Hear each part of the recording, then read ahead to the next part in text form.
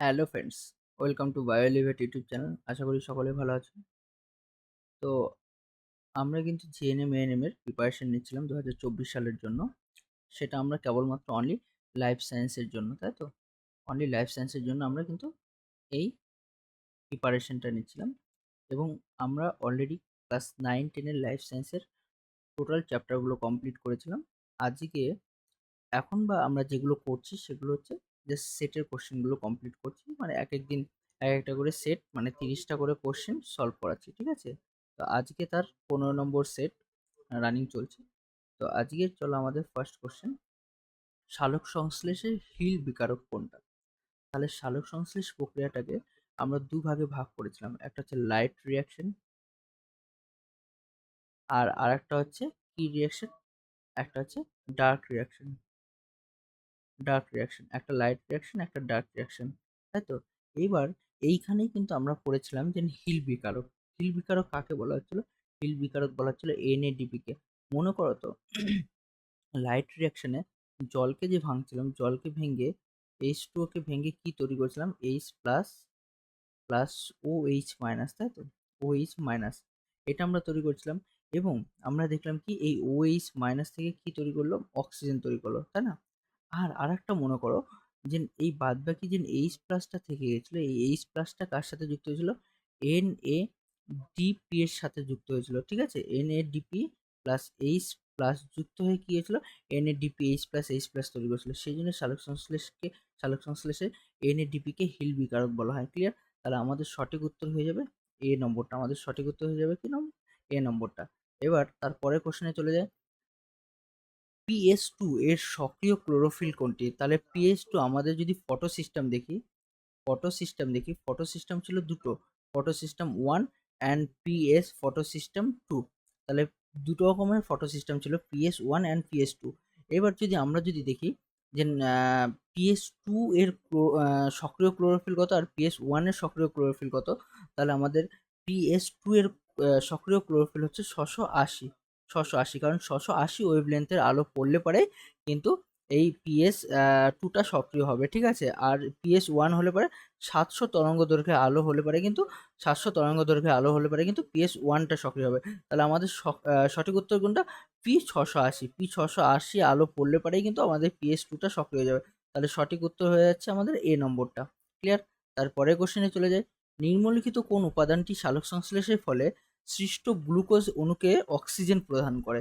তাহলে সালোক সংশ্লেষের glucose অণুকে oxygen, তার মানে সালোক সংশ্লেষের ফলে যে গ্লুকোজ উৎপন্ন হচ্ছে C6H12O6, এই এই গ্লুকোজের মধ্যে যে অক্সিজেন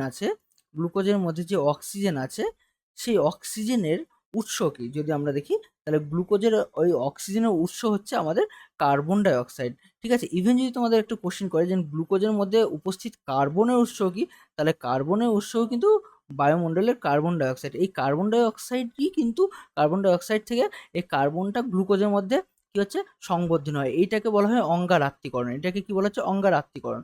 তেমনভাবে এই গ্লুকোজের মধ্যে যে অক্সিজেন, সেই অক্সিজেনের উৎস হচ্ছে বায়ুমণ্ডলের কার্বন ডাই অক্সাইড। তাহলে আমাদের সঠিক উত্তর হয়ে যাচ্ছে অপশন বি নম্বরটা, আমাদের সঠিক উত্তর হয়ে যাচ্ছে। তারপরে যদি কোশ্চেন দেখি আমরা, সাইট্রোকম কি? সাইট্রোকম যদি আমরা দেখি, তাহলে সাইট্রোকম আমরা দেখব 4 নম্বর। যদি আমরা দেখি, তাহলে কি বলছে? সাইট্রোকম হচ্ছে অক্সিজেন গ্রাহক, হাইড্রোজেন গ্রাহক, আর কি বলছে? ইলেকট্রন গ্রাহক, তাপ গ্রাহক। তাহলে সাইট্রোকম কি? সাইট্রোকম হচ্ছে, আমাদের মনে করেন সাইট্রোকম হচ্ছে ইলেকট্রন গ্রাহক, কারণ আমরা জেড স্কিমে দেখেছিলাম সাইটোক্রম। কারণ যেমন PS2 ছিল জেড স্কিমে, যেটা 680 তরঙ্গ দৈর্ঘ্যে আলো গ্রহণ করে কি হচ্ছিল? অ্যাক্টিভ হয়ে যাচ্ছিল, ঠিক আছে? 680 অ্যাক্টিভ হয়ে যাচ্ছিল। সেখান থেকে সাইটোক্রম, প্লাস্টোকুইনন এগুলো যোগ হয়ে আবার জেড স্কিন তৈরি হয়েছিল। তাহলে সাইটোক্রম কি হচ্ছে? ইলেকট্রন গ্রাহক হিসাবে কাজ করে। তাহলে অপশন নম্বর সি নম্বরটা, অপশন হচ্ছে সি হচ্ছে অ্যান্সার। ক্লিয়ার?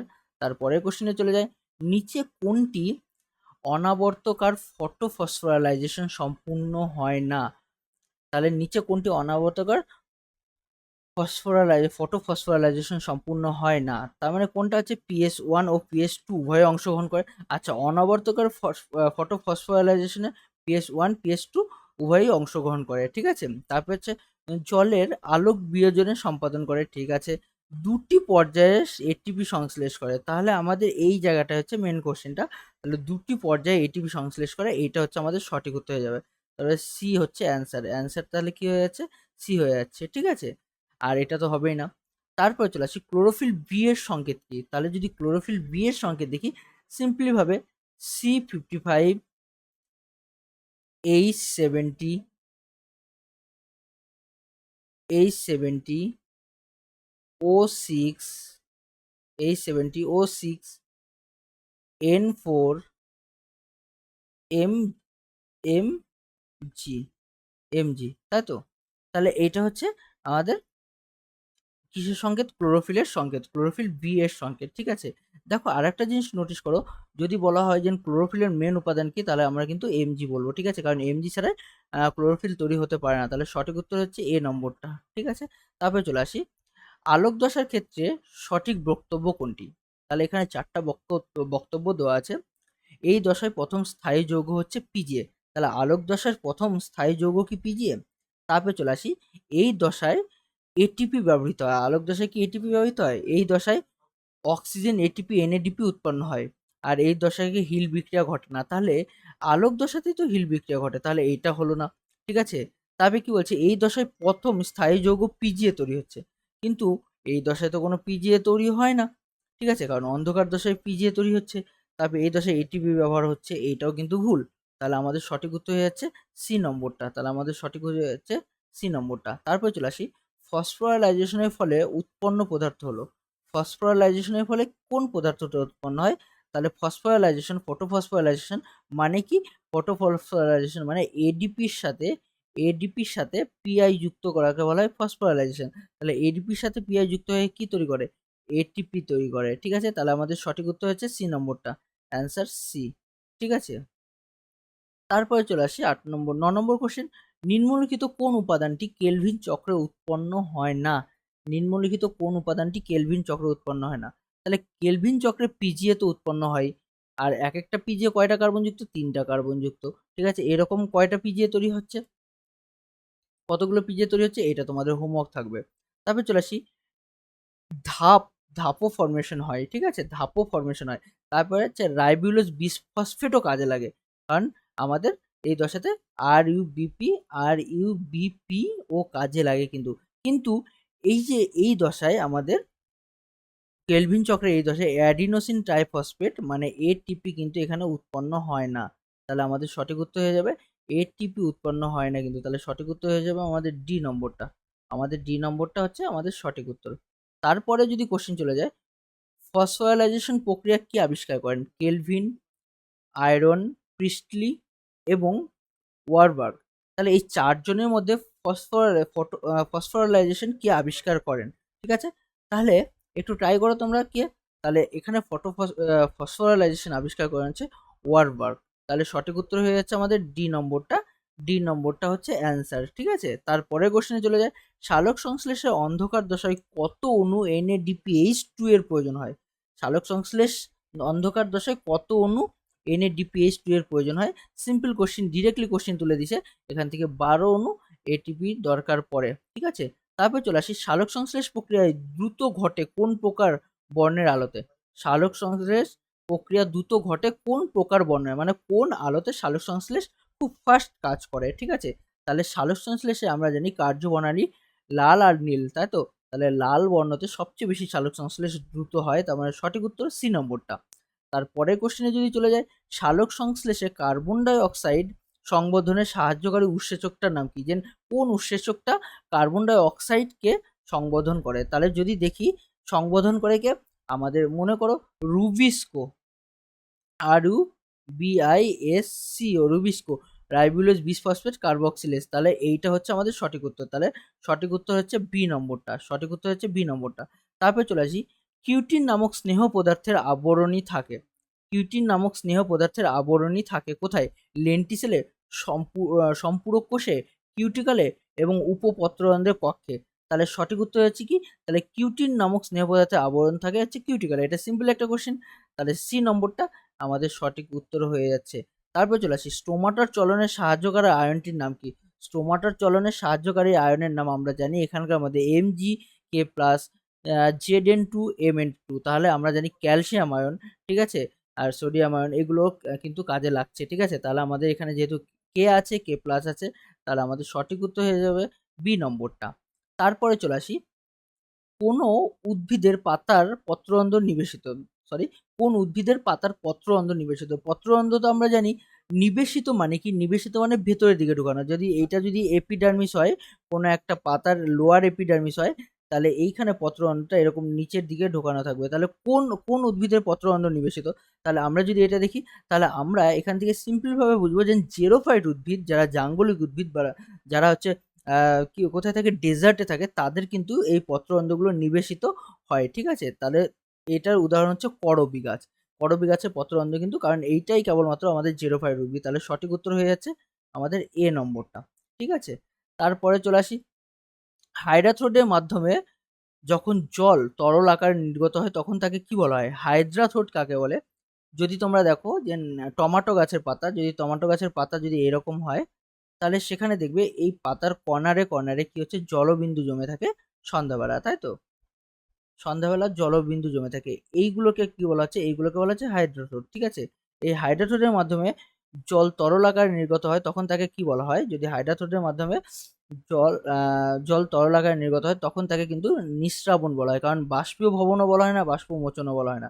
আচ্ছা, বাষ্পমোচন কাকে বলা হয়? বাষ্পমোচন হচ্ছে কোনো জীবদেহ থেকে জল বাষ্প আকারে বের হওয়াকে বলা হয় বাষ্পমোচন। আর বাষ্পীয় ভবন মানে কি, কোনো তল থেকে, যেমন সমুদ্র হোক, তারপর হচ্ছে কোনো পাত্র থেকে জল বাষ্পীভূত হয়ে যাওয়াকে বলা হয় বাষ্পভবন। আর বাষ্পমোচন হচ্ছে কোনো দেহ থেকে যদি জল বাষ্পীভূত হয়ে যায় তখন তাকে বলা হয় বাষ্পমোচন।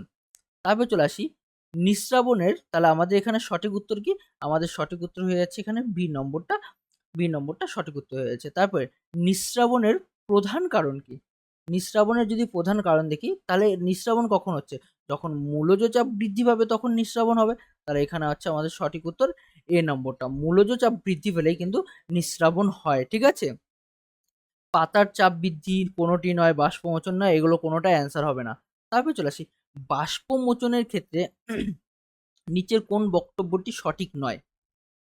১৯ নম্বর কোশ্চেন, ফার্স্ট অপশন যদি দেখি, উদ্ভিদের 80-90% জল পত্ররন্ধ্রীয় বাষ্পমোচনের মাধ্যমে পরিবেশে নির্গত হয়।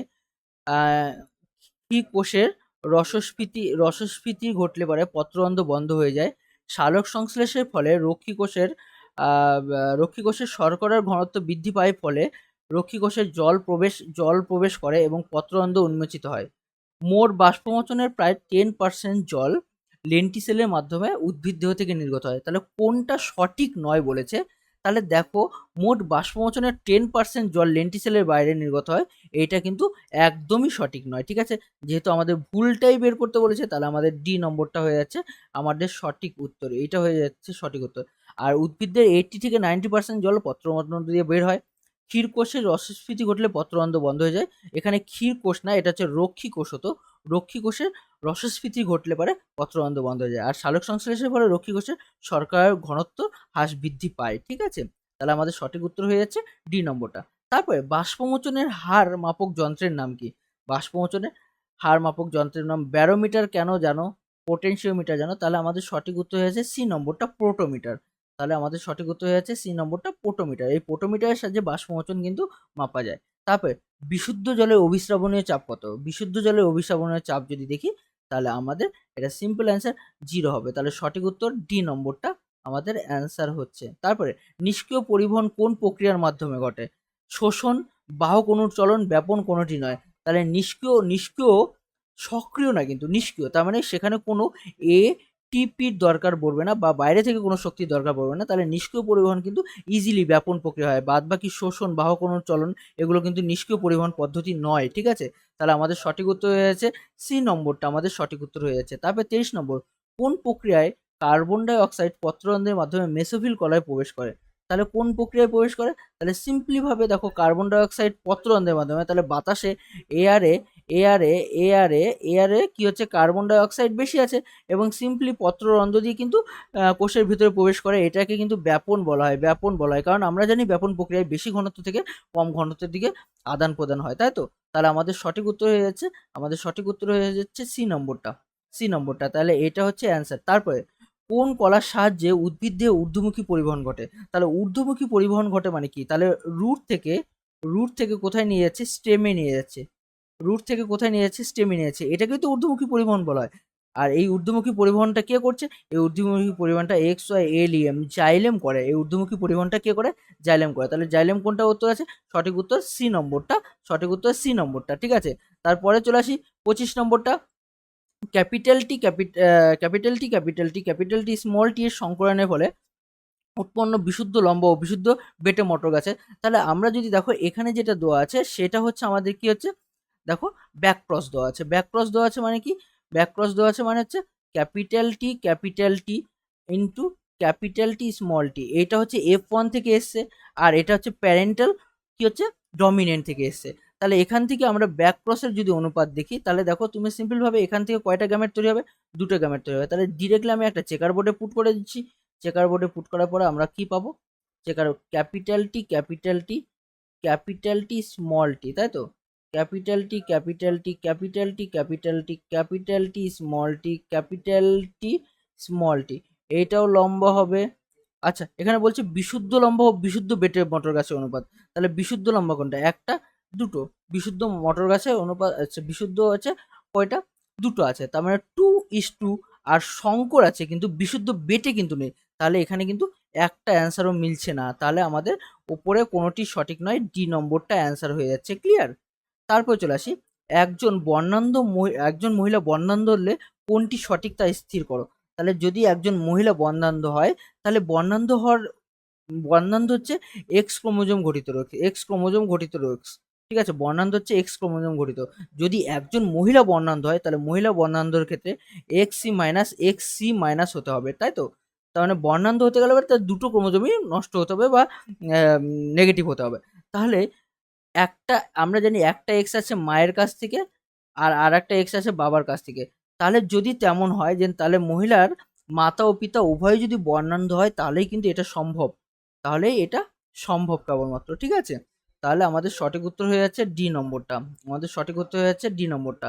তারপরে যদি চলি, একজন হিমোফিলিয়া আক্রান্ত পুরুষের সঙ্গে স্বাভাবিক বাহক মহিলার বিয়ে হলে তাদের কন্যা সন্তানদের হিমোফিলিয়া হওয়ার চান্স কত? তাহলে একজন হিমোফিলিয়া যদি হয়, তাহলে হিমোফিলিয়া আমরা জানি এক্স ঘটিত রোগ। তাহলে একজন মেল মানে ছেলে পুরুষের যদি হিমোফিলিয়া হয়, তাহলে এক্স, আর ছেলেদের এক্স ওয়াই থাকে। তাহলে হিমোফিলিয়া হয়েছে মানে এটা আছে ছেলেদের, তাই তো? আর একজন হিমোফিলিয়া আক্রান্ত পুরুষের সঙ্গে স্বাভাবিক বা বাহক মহিলা মানে কোনটা? এক্স এক্স এইচ, আর একটা হচ্ছে এক্স বড় হাতের এইচ। তাহলে এটা তো বাহক। তাহলে যদি তাদের কন্যা সন্তান হিমোফিলিক হওয়ার সম্ভাবনা কত? তাহলে কন্যা হতে গেলে পরে তাহলে এখান থেকে একটা আসবে, এখান থেকে একটা আসবে। তাহলে দেখো এক্স এইচ এক্স এইচ এইটা একটা হতে পারে কন্যা সন্তান, আর এখানে একটা হতে পারে এক্স এইচ তাহলে এই দুটোই কন্যা সন্তানদের হিমোফিলিয়া হতে পারে। তাহলে কন্যা সন্তানদের হিমোফিলিয়া হওয়ার সম্ভাবনা কত? তাহলে আমি কেবলমাত্র কন্যা ধরেছি, এখানে কিন্তু পুত্রও আছে। তাহলে পুত্র, তাহলে এই দুটো হচ্ছে কন্যা, প্লাস দুটো হচ্ছে পুত্র। তার মানে এই দুটো মিলে 50%, আর পুত্র দুটো মিলে 50%। তাহলে হিমোফিলিয়া হওয়ার সম্ভাবনা কত পার্সেন্ট? 50%। তাহলে সঠিক উত্তর হয়ে যাচ্ছে বি নম্বরটা, তাই তো? তারপর চলে আসি, পিতা বর্ণান্ধ ও মাতা বাহক হলে নিচে কোন বক্তব্যটি সঠিক তা স্থির করো। ঠিক আছে? তাহলে পিতা বর্ণান্ধ ও মাতা বাহক। বর্ণান্ধ হলে পারে কি হচ্ছে? পিতা বর্ণান্ধ এক্স সি মাইনাস ওয়াই, এটা হচ্ছে পিতা বর্ণান্ধ। আর হচ্ছে মাতা বাহক হলে, তার মানে মাতাদের হচ্ছে x c plus x c minus, এটা হচ্ছে মাতা। ঠিক আছে? তাহলে কি হচ্ছে, যদি এরকমটা হয় তাহলে কি হবে? সকল পুত্র ও কন্যা বর্ণান্ধ হবে, সকল কন্যা স্বাভাবিক হবে, 100% কন্যা বর্ণান্ধ হবে। ঠিক আছে? এবং কি হচ্ছে, সকল পুত্র স্বাভাবিক হবে। তার মানে এখানে কি হচ্ছে, 50% কন্যা কিন্তু বর্ণান্ধ হবে। কারণ তোমরা যদি এখানে চেকার বোর্ডে দিয়ে দেখো, তাহলে দেখো চেকার বোর্ডে দিয়ে দেখলে পরে মানে একদম ইজিলি বোঝা যাবে। X c plus x c minus, তারপর হচ্ছে এক্স সি মাইনাস। ক্লিয়ার? তারপর হচ্ছে কি হচ্ছে আমাদের, এটা একটা গেল। প্লাস আর কি হচ্ছে, ওয়াই দিয়ে যদি করি এবার, তাহলে হচ্ছে x c plus y x c minus y, এটা হবে ইজিলি। তাহলে এইটা কিন্তু বাহক হবে, বাহক। এটাও বাহক। এটা কিন্তু বর্ণান্ধ, এটা কিন্তু মেয়ে, এটা মেয়ে বর্ণান্ধ। এটাও বাহক হচ্ছে মেয়ে। ঠিক আছে? আর এটা ছেলে, ছেলে স্বাভাবিক, ছেলে স্বাভাবিক। আর এটা হচ্ছে ছেলে বর্ণান্ধ, ছেলে বর্ণান্ধ, ছেলে বর্ণান্ধ, তাই তো? এখানে কি বলেছে যে কোন বক্তব্যে সকল পুত্র ও কন্যা বর্ণান্ধ হবে? না, এখানে তো সকল পুত্র কন্যা বর্ণান্ধ হয়নি। তাই ছেলে তো একটা স্বাভাবিক হচ্ছে, তাহলে এটা ভুল। ঠিক আছে? তারপরে সকল কন্যা স্বাভাবিক হবে, এটাও তো ভুল হচ্ছে, কারণ সকল কন্যা স্বাভাবিক হয়নি তো, এখানে বাহক হয়েছে, বর্ণান্ধ হয়েছে। 50% কন্যা বর্ণান্ধ হবে। দেখো কন্যা কয়টা হয়েছে? দুটো কন্যা হয়েছে, ঠিক আছে? একটা বাহক হয়েছে আর একটা হচ্ছে বর্ণান্ধ হয়েছে, তাহলে 50% কন্যা বর্ণান্ধ হবে, তাহলে এটা সঠিক উত্তর। তারপর চলে আসি 29 নম্বরটা, মানুষের অটোজোমে থাকা জিন দ্বারা নিচের কোনটি নিয়ন্ত্রিত হয় না? অটোজোম দিয়ে কোনটি নিয়ন্ত্রিত হয় না যদি দেখি, তাহলে হিমোফিলিয়া, হিমোফিলিয়া কিন্তু অটোজোম দ্বারা নিয়ন্ত্রণ হয়, কারণ কানের যুক্তলতি অটোজোম গঠিত, থ্যালাসেমিয়া জানি অটোজোম ঘটিত রোগ, রোলার জীব জানি অটোজোম ঘটিত রোগ, কেবল হিমোফিলিয়া সেক্স ক্রোমোজোম ঘটিত রোগ। তাহলে সঠিক উত্তর হয়ে যাচ্ছে বি নম্বরটা। লাস্ট কোশ্চেন আমাদের আজকের, পুরুষের ক্ষেত্রে হিমোফিলিয়া রোগ বেশি দেখা যায় কারণ কি? কারণ হিমোফিলিয়া একটি এক্স ক্রোমোজোম বাহিত রোগ, ঠিক আছে? তাহলে এক্স ক্রোমোজোম বাহিত রোগ, তাহলে কোনটা? এক্স ক্রোমোজোম প্রকট না প্রচ্ছন্ন? তাহলে অটোজোম বাহিত তো হবে না, তাহলে এক্স ক্রোমোজোম, হিমোফিলিয়া হচ্ছে এক্স ক্রোমোজোম ঘটিত প্রচ্ছন্ন রোগ, এক্স ক্রোমোজোম ঘটিত প্রচ্ছন্ন রোগ, তাই তো? তাহলে আমাদের সঠিক উত্তর হয়ে যাচ্ছে বি নম্বরটা। তাহলে এই গেল আমাদের আজকে 30টা কোশ্চেন, ঠিক আছে? এই গেল আজকে 30টা কোশ্চেন। যদি ক্লাসটা ভালো লেগে থাকে অবশ্যই চ্যানেলটাকে সাবস্ক্রাইব করবে এবং বেল আইকন প্রেস করে রাখবে, যাতে তোমাদের কাছে সবচেয়ে ফার্স্ট ইমিডিয়েটলি কি হয়, আমাদের নোটিফিকেশনটা আসে। আর যতটা পারো ফ্রেন্ডের মধ্যে শেয়ার করো, এবং যদি কোথাও প্রবলেম হয় কমেন্টে অবশ্যই জানাবে। সবাইকে অনেক অনেক ধন্যবাদ ভিডিওটা দেখার জন্য। অ্যান্ড যারা নতুন তারা তো অবশ্যই কিন্তু সাবস্ক্রাইব করবে। সবাইকে গুড নাইট আজকে। চলো, টাটা, বাই।